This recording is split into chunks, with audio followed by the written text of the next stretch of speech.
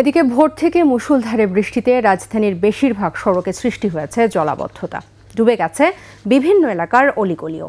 ছুটির দিন হওয়ায় সড়কে যানবাহন কম থাকলেও দীর্ঘ যানজটে চরম বিপাকে পড়েন কর্মজীবী ও সাধারণ মানুষ।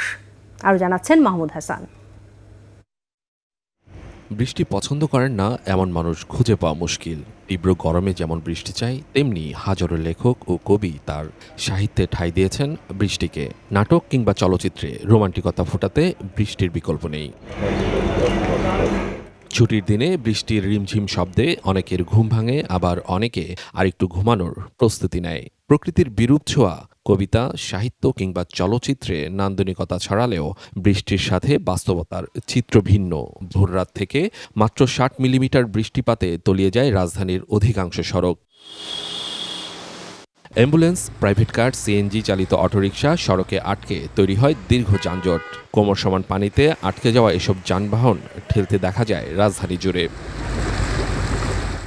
এর মধ্যেই ঘর ছেড়ে বাইরে এসেছেন কর্মজীবী মানুষ। জলাবদ্ধতার বিরুদ্ধে রীতিমতো যুদ্ধ করে পৌঁছান কর্মস্থলে।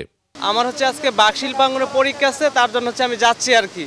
কষ্ট হলে বৃষ্টি নিয়ে যেতে হচ্ছে আর কি। এখন বাইরে যেদিকে যায় এদিকেই পানি, যেদিকে যায় এদিকেই পানি। এখন এই যে পানিতে বন্ধ হয়ে গেছে। বৃষ্টিতে ভিজা ভিজা এখন ডিউটি শেষ করলাম, এখন আবার ভিজা ভিজা বাসায় যাচ্ছি।